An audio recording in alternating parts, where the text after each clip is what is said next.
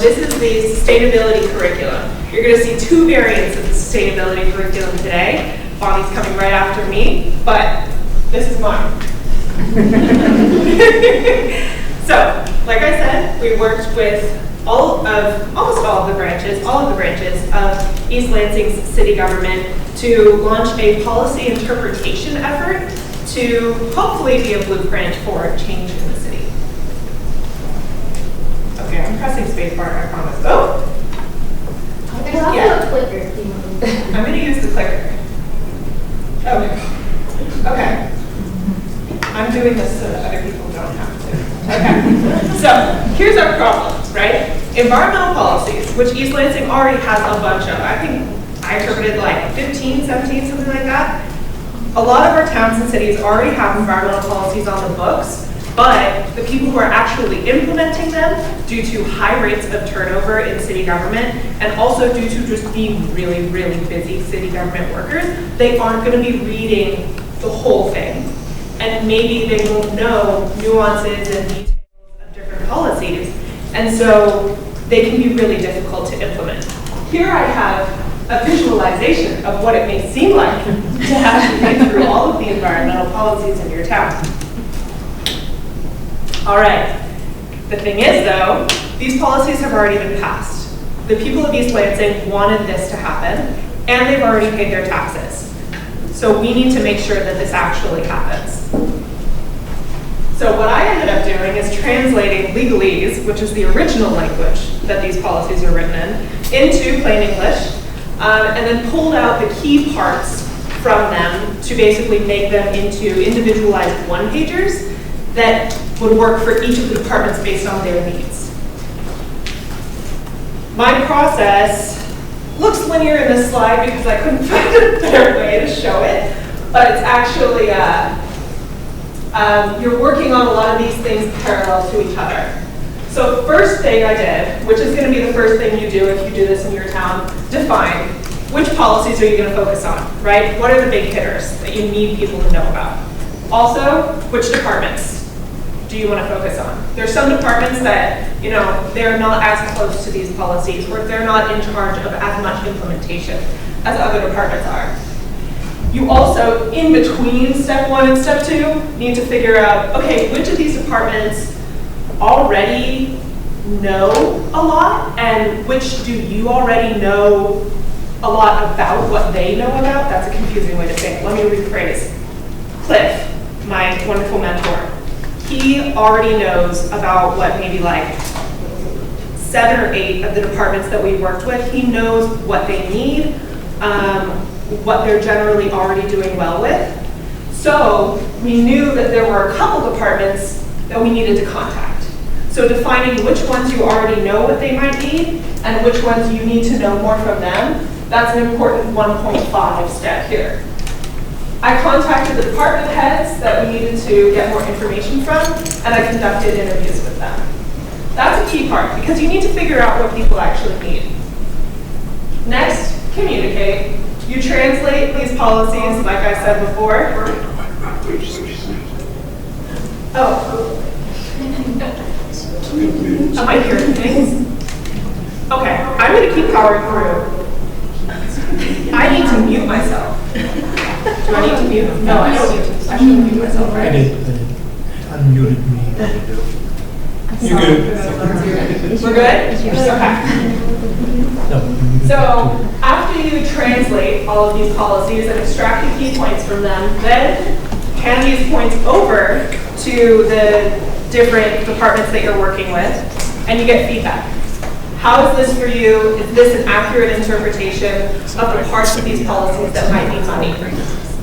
Then you incorporate that feedback. This is a key part of the process. That's what makes these individualized one-pagers actually individualized, and not just one size fits all. And you format them, which is what I'm doing. And I swear, formatting these one-pagers could take weeks in and of itself, because it's constantly aligning, making, spacing, text size, all that. All right. These are the deliverables just laid out for you guys so you can see. What I did is I did 10 departmental one-pagers. So these are specifically geared towards professionals who were hired for these positions and already know a lot about what they're working on. So they're going to be more fluid and nuanced. Then I did one for boards and commissions.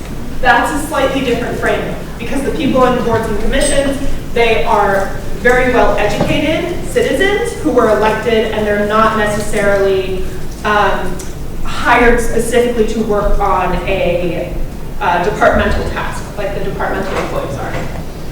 And then template, so basically they get a moderately nuanced overview of every single policy, enough for them to be familiar with, but it's not like I'm going to be giving them like half a page on the coal tar sealant ban or something like that. Templates, I kind of realized that I should create these kind of 3/4 of the way through creating them. I originally thought that I would be able to have a single Canva layout and make that the layout for all 11 of my one-pagers that I created, and then partway through realized that, as you'll see later, they need a lot more customization than that because different departments need different policy focuses. So the one-pagers are gonna look different. My lovely team is handing out some of those one-pagers to you right now. I'm sorry, I'm just now realizing I should have taped them to the bottom of your seats, and I could have said, look under your seats. Those are my one-pagers. I think that would be really cool. Sustainability FYI is the 11 by 17 poster that I also created. That is going to be the maximum size that an office printer can print, so that y'all don't need to get these professionally printed. It goes over policy terms that I noticed when translating all of these environmental policies. And I thought, okay, maybe not everybody actually knows what these mean, so I'm just going to put them in a poster and have it kind of cute so that it can go like next to the coffee machine in the office or something like that. And people can be like, oh, I don't know what energy benchmarking means. I don't know, that's calling me out. I didn't know what energy benchmarking was when I started this project. But you know, they can see that there. And I'll show you here, don't worry. Okay, so these are one-pagers, deliverables 1 through 3. You guys are probably seeing these as they're being passed around. This is kind of an overview look on the Parks and Recreation construction one-pager. So one of the things I'm really proud of is these little info bubbles that I included on green purchases for the office. So we include our 10% green purchasing incentive here. That's very straightforward from our policies, but then also these individualized recommendations for the bathrooms and the kitchen and for printing. These are all little things that I found while translating our policies. And then I just took note of them on the side and then combined them into general recommendations. I did get feedback during my interviews with department heads of them saying, hey, I support all of this, but how do these things really apply to us? Because we don't really, we don't do a lot of the purchasing for the City of East Lansing. And I said, well, I'll make sure to include a little something on how you can feel like you're doing green purchasing, well, because you are, in your own office. So it's just useful, it's just a side thing, it's fun, I like it. All right, this is back to the customized formatting.